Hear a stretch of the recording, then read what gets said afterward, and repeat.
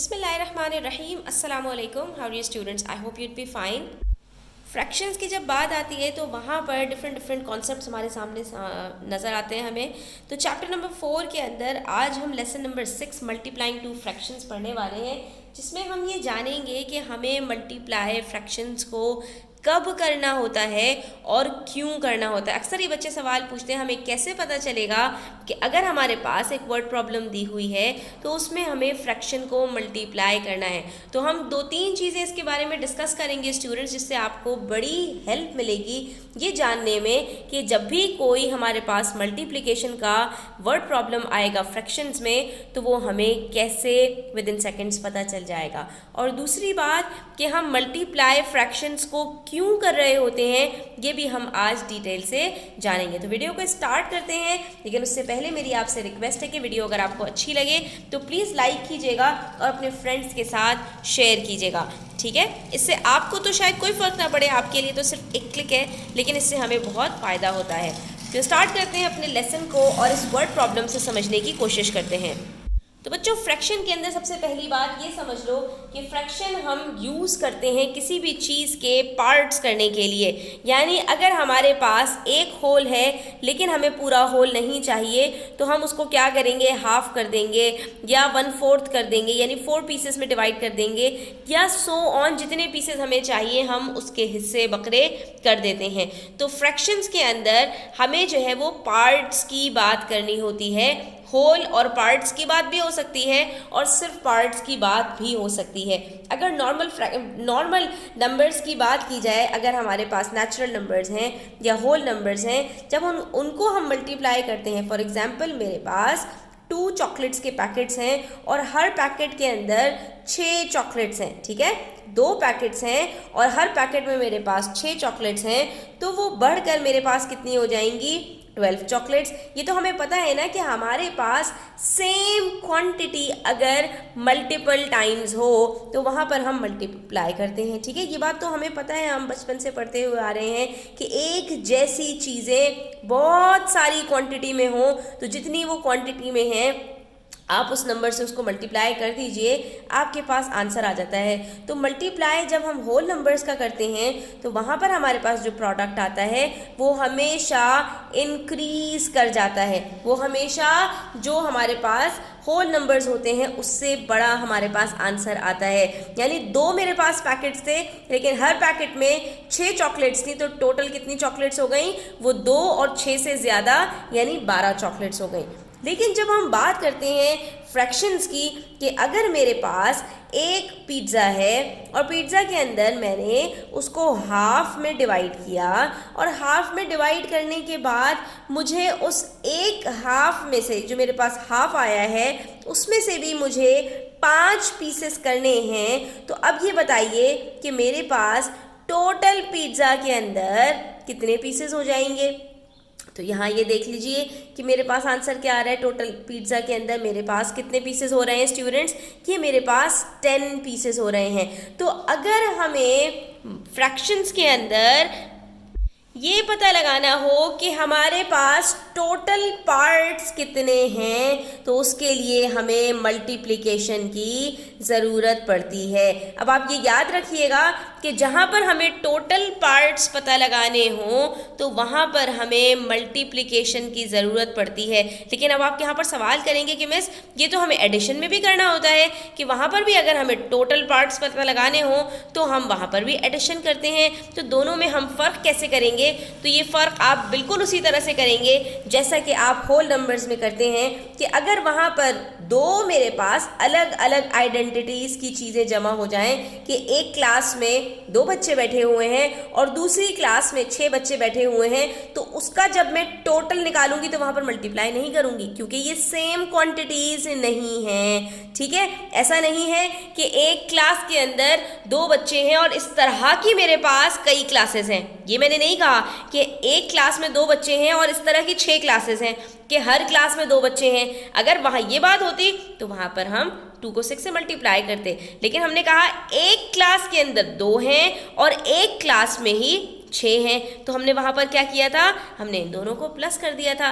बिल्कुल इसी तरह से कि अगर मेरे पास एक पार्ट दिया हुआ हो 1/2 और दूसरा पार्ट दिया हुआ हो 1/6, तो अब हमने इसका जब टोटल निकालना है तो इन दोनों को ऐड कर देना है।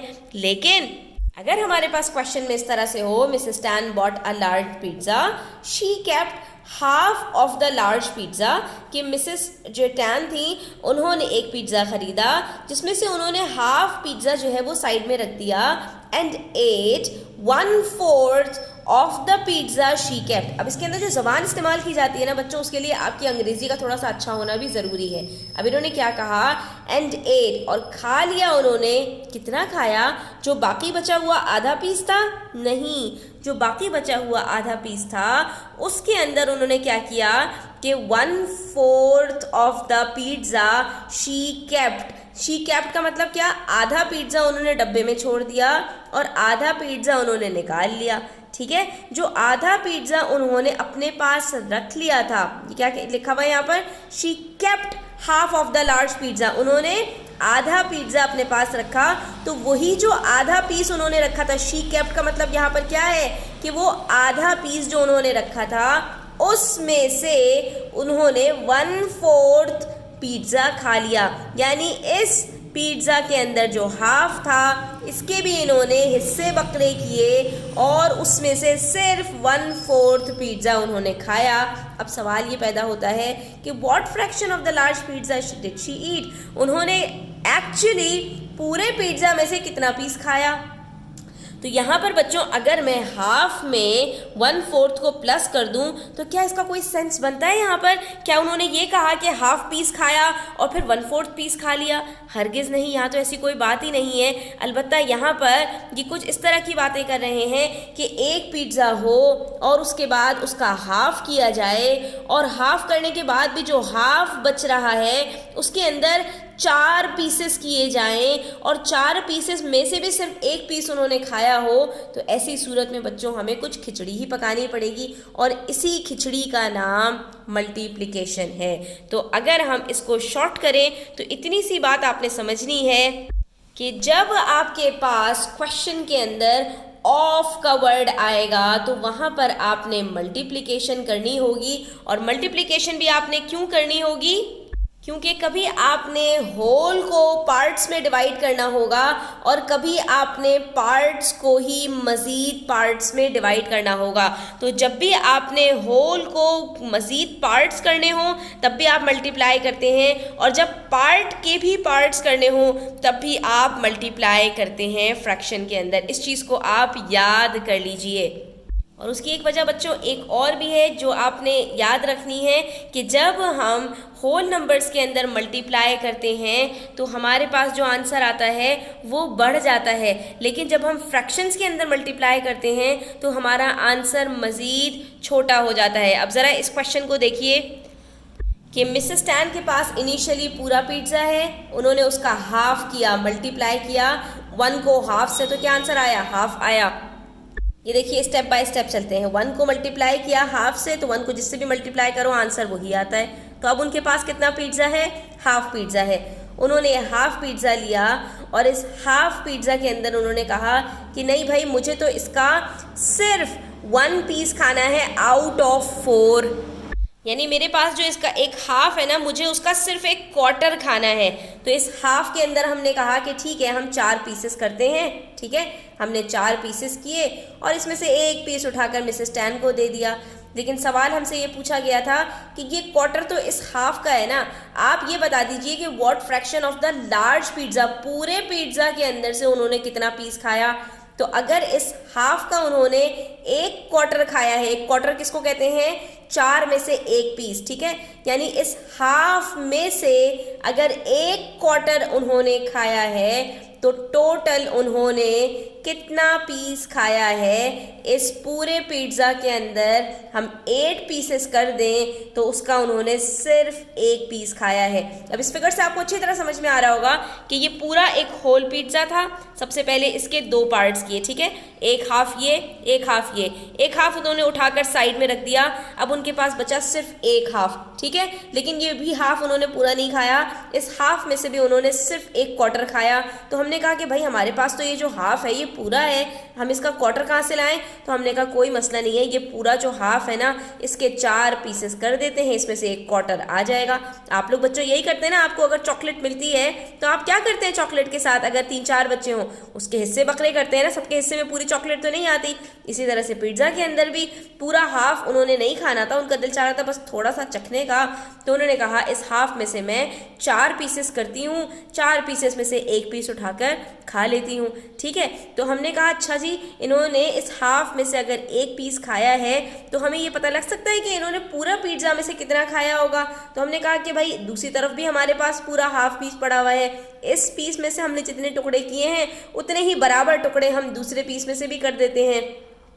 यानी आसान लफ्ज़ों में आपके समझ लीजिए कि अगर उन्होंने इस पूरे पिज्ज़े में से एक क्वार्टर खाया है हाफ का, तो उनके पास उन्हीं जितना खाने वाले लोग अगर आ जाएं तो कितने लोग इसमें से खा सकेंगे? तो आप कहेंगे कि मिस अगर उन्होंने हाफ का एक क्वार्टर खाया है तो इस तरह तो 8 बंदे खा सकते हैं। तो इसका यही मतलब है कि इस पूरे पिज्ज़ा में से उन्होंने सिर्फ 1/8 पीस खाया है, यानी टोटल 8 पीस किए जाएं तो उसमें से सिर्फ एक पीस उन्होंने एंजॉय किया है। तो यहाँ पर हमने क्या सीखा कि अगर हम फ्रैक्शंस के अंदर मज़ीद छोटे छोटे पीसेस करना चाहते हैं तो वहाँ पर हम मल्टीप्लिकेशन करते हैं। और ये हमें पता कैसे चलता है? ये हमें ऐसे पता चलता है कि अगर हमारे पास ऑफ 2 फ्रैक्शंस के बीच में आ जाए तो वहाँ पर हम मल्टीप्लिकेशन ही कर रहे होते हैं। और जिस तरह से बच्चों आपके पास 2 3s are भी 6 होता है और 3 2s are भी 6 होता है, बिल्कुल इसी तरह से अगर हम 1/2 मल्टीप्लाई बाय 1/4 करें तब भी आंसर 1/8 आएगा, और अगर 1/4 मल्टीप्लाई बाय 1/2 करें तब भी आंसर सेम आएगा। इस चीज़ को ये देख लीजिए, यहाँ पर समझ लीजिए कि मेरे पास एक होल है, ठीक है। पहले मैंने उसको हाफ किया, यानी कि हमारे पास एक पूरा पिज्ज़ा था, पहले हमने उसको हाफ किया और उसके बाद ये जो हमारे पास हाफ बचा था इसके अंदर हमने मज़ीद 4 पीसेस किए और एक पीस मिस्टर स्टैन को दे दिया, ठीक है। तो दूसरी तरफ भी हमारे पास 4 पीसेस होंगे और ये टोटल 8 पीसेस में से एक पीस मिस्टर स्टैन को चला गया।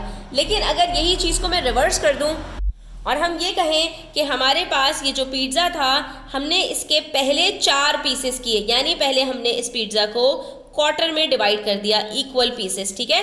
ये हमने 4 पीसेस किए और उसके बाद हमने कहा कि ये जो 4 पीसेस थे इसके अंदर से मिसेस टैन ने एक क्वार्टर का हाफ खा लिया। तो एक क्वार्टर कितना है बच्चों? एक क्वार्टर ये है हमारे पास 1 2 3 4 में से एक क्वार्टर कितना होगा? 1/4, सिर्फ एक पीस होगा।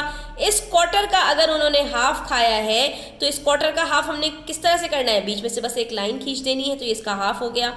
और जब एक क्वार्टर का हम हाफ करेंगे तो बाकी सब का भी हम हाफ कर देंगे और इसके अंदर से भी मिस स्टैन के हिस्से में कितना पीस आएगा?